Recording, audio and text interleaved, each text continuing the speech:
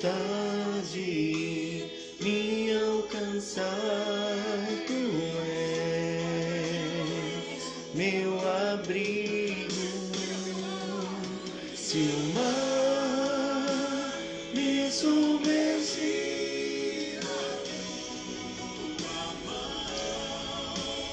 me traz à tona pra respirar, me faz andar sobre as águas.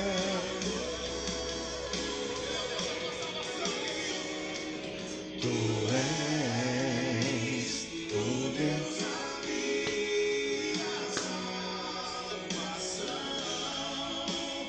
És o meu dono, minha paixão, minha canção e o meu louvor.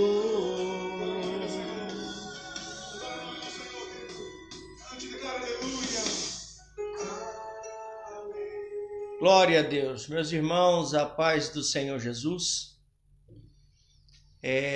Estamos aí dando início, retomando, na verdade, o nosso culto meio-dia com Deus, depois de um tempo aí que nós ficamos com muitas atividades, e hoje aprove a Deus aí colocar em nosso coração o desejo de estarmos retornando e assim compartilhando da palavra do Senhor com os irmãos, que eu tenho certeza que Deus tem muito a acrescentar em nossas vidas.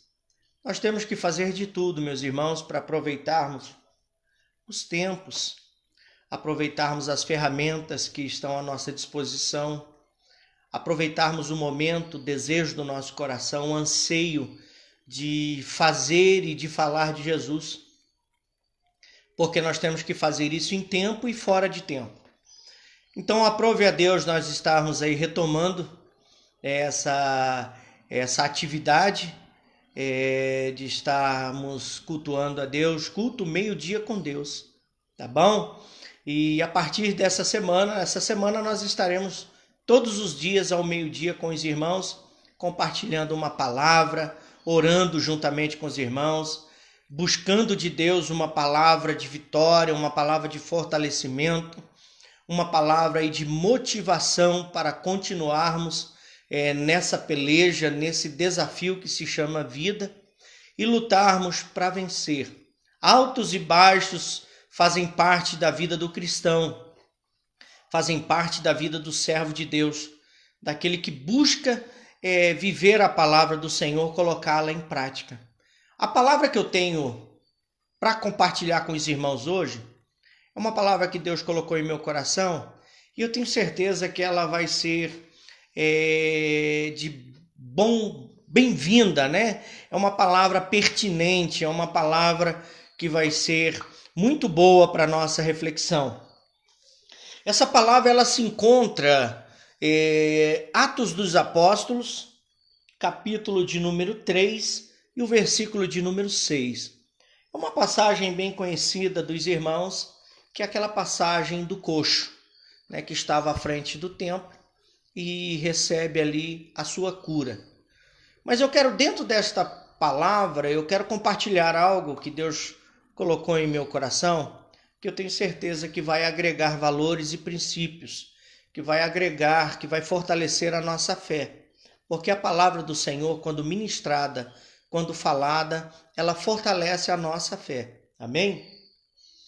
Atos, capítulo de número 3, e o versículo de número 6 diz assim: Pedro, porém, lhe disse: Não possuo nem prata e nem ouro, mas o que tenho, isso te dou, em nome de Jesus Cristo Nazareno, anda.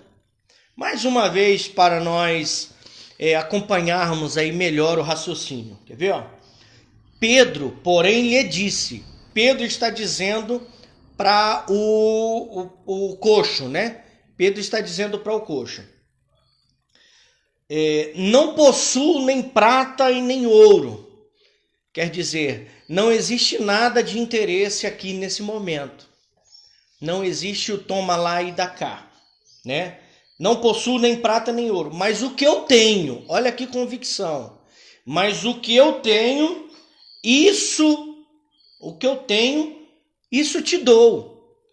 Em nome de Jesus Cristo, o Nazareno, anda. Essa palavra, ela, embora eu particularmente já ministrei algumas vezes, já falei sobre ela algumas vezes, porém em uma outra ótica, porém em uma outra perspectiva, em outro momento. Mas hoje eu quero falar sobre Pedro. Em Atos dos Apóstolos, nós encontramos um Pedro convicto, um Pedro cheio de ousadia, um Pedro movido por uma fé espiritual, uma fé prática, sem medo, uma fé sem dúvida.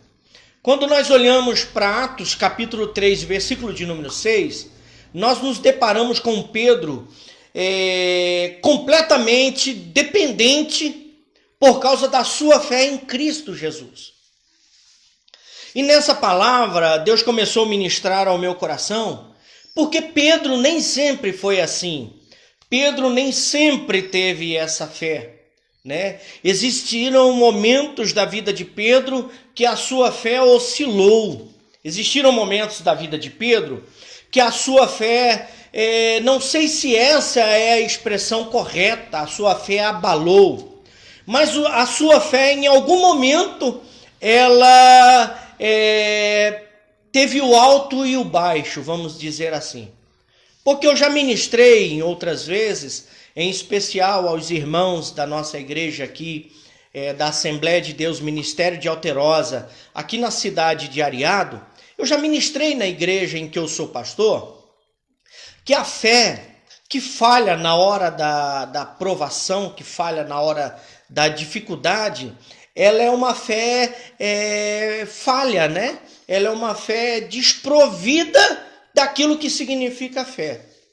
Bem, então aqui nesse contexto de Pedro, em Atos 3, 6, quando ele diz àquele coxo, eu não tenho prata e nem ouro, mas o que eu tenho, isso eu te dou, levanta e anda, né? Ele está dizendo, eu tenho Jesus na minha vida, eu tenho fé que essa situação na sua vida pode mudar. Então essa fé adquirida por experiências na vida de Pedro foi o que me chamou a atenção e me fez me lembrar de alguns outros momentos da vida de Pedro, em especial 2, que o levaram a ter essa fé, né? Essa fé convicta, essa fé ativa, essa fé ousada, né? Essa fé que tem a convicção de que vai dar certo. Porque a fé, ela é uma palavra muito linda. É pequena, mas muito linda. Essa palavra pequena, ela toma proporções a partir do momento que nós decidimos vivê-la. Porque senão a fé só falada, ela é morta, ela é morna, ela é falha, ela é aparente, né? A fé que adquirimos através das experiências ao longo do tempo, porque Deus já fez e Deus vai voltar a fazer. Deus já fez coisas tremendas em nossas vidas, né? Deus fez coisas que até hoje, quando nos lembramos, nós nos surpreendemos. E essa fé que nos moveu naquele dia, essa fé que nos fez passar por aquela situação, essa fé é uma fé viva, ela é uma fé prática, né? Então os altos e baixos que fazem muitas vezes a nossa fé oscilar. Mas quando eu olho para Pedro, que não é o mesmo, falando para o coxo das experiências que ele teve, Pedro nos ensina a viver uma fé a partir de experiências pessoais vividas. Experiências pessoais vividas em momentos determinantes da sua vida, né? Pedro nos ensina que para chegar nesse ponto de podermos dizer levanta e anda, Pedro está nos dizendo, a história de Pedro nos ensina que ele teve que viver, que ele teve que passar por experiências onde a fé de Pedro foi exigida em momentos determinantes da sua vida. E eu tenho certeza que essa palavra, assim como ela está falando comigo, como ela falou ao meu coração, essa palavra é uma palavra objetiva, direcionada a corações que estão vivendo os altos e baixos da vida. Quem sabe você nesse momento está vivendo um momento particular, um momento íntimo, um momento pessoal, em que a sua fé está oscilando. A fé que oscila é aquela fé que diz assim: será que vai dar certo? Até quando vai essa situação? Até quando eu vou passar por esse momento? Até quando eu vou viver essa aflição, essa agonia, essa angústia? Até quando? Essa é a fé que oscila, né? Mas essa é a fé que oscila, também ela está gerando experiências em nós. Está gerando experiências em nós. E esses momentos que eu quero compartilhar da vida de Pedro com você agora, são momentos que Pedro estava acostumado a viver. Momentos em que Pedro estava acostumado a passar, a enfrentar. Pedro foi criado na beira do mar, no mar da Galileia. E essa experiência de ser criado no mar da Galileia, de ser um pescador, quem sabe ali ver o seu pai, ver a sua família, gerou a experiência de pescar, gerou a experiência de viver dentro do barco, gerou em Pedro a experiência de viver à noite, à noite dentro do barco, gerou em Pedro a experiência de enfrentar as tempestades normais que aconteciam no mar da Galileia, que o mar da Galileia, na verdade, não é um mar, É muito grande, mas não é um mar. E aconteciam ventos, porque o mar cercado de montanhas, aconteciam ventos ali, e Pedro, esses ventos que aconteciam, Pedro estava acostumado a enfrentar. Pedro estava acostumado a suportar e a superar. Esses ventos normais, eu e você, nós acostumamos a passar por ele. Nós acostumamos a enfrentá-los. Porém, quando nós estamos acostumados a enfrentar determinada dificuldade, não é preciso fé, Não é preciso fé. Não é preciso crer no sobrenatural e esperar o sobrenatural de Deus. Por quê? Porque nós já estamos acostumados a lidar com aquela situação. Nós estamos habituados a lidar com certas situações de dificuldades em nossas vidas. Mas Pedro vive duas experiências que, embora à sua vista eram experiências normais, mas que em determinado momento fugiram no controle. A primeira experiência que Pedro vive, embora a princípio natural, porque ele sai, para o meio do mar, ele sai para o meio ele sai para fazer uma travessia. Está registrado em Mateus capítulo 14, versículo de número 29. Pedro está dentro do barco, junto com os outros. Pedro está fazendo uma travessia de um lado para o outro. Toda travessia de um lado para o outro, toda travessia, toda necessidade de atravessar o mar, atravessar uma situação, gera problema. E, consequentemente, esses problemas se tornam tempestades. Em Mateus capítulo 14, versículo de número 29, nos fala acerca de uma tempestade. Uma tempestade que acontece, que deixa todos aflitos, todos agoniados, todos com medo ao ponto de não enxergarem e entenderem que era Jesus vindo na sua direção. Depois você lê melhor aí na sua casa, Mateus capítulo 14, e você vai ver que experiência tremenda. Porém, essa experiência que Pedro vive nessa tempestade, eu aprendo uma coisa, que existem momentos da nossa vida que as tempestades se fazem necessárias. Aí você pode me dizer, mas pastor, pelo amor de Deus, como isso? Como que a tempestade é necessária na minha vida? Por que a tempestade é necessária na minha vida? Pois é, existem momentos que a tempestade se faz necessária na nossa vida espiritual, na nossa vida moral, na nossa vida social, na nossa vida financeira, na nossa vida fraternal, na nossa vida casal, relacionamento. Tempestades se fazem necessárias em determinados momentos da nossa vida. Veja, foi por causa da tempestade que Pedro andou sobre as águas. Olha que interessante.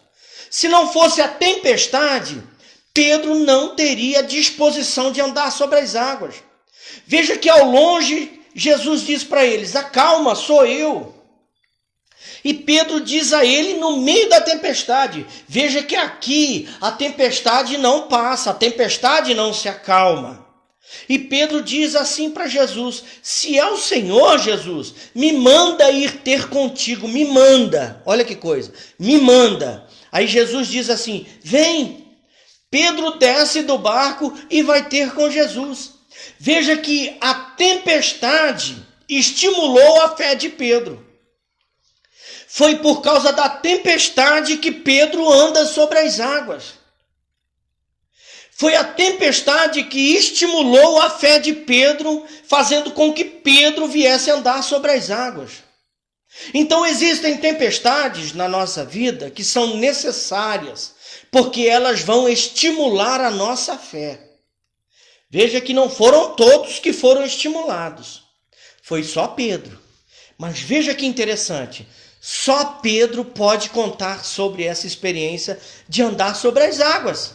Quem ficou dentro do barco pode contar sim do milagre, mas conta do milagre do outro.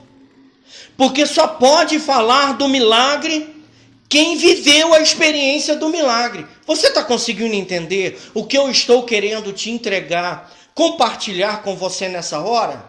Existem tempestades que são necessárias na nossa vida. De repente, isso que você está vivendo, você está considerando uma tempestade, mas é essa tempestade que vai estimular a sua fé. É essa tempestade que vai mover você na direção de Jesus. É essa tempestade que vai você continuar caminhando em meio à tempestade, andando sobre a fé, mas olhando para Jesus. Olha que coisa tremenda, olha que coisa gloriosa, olha que coisa maravilhosa.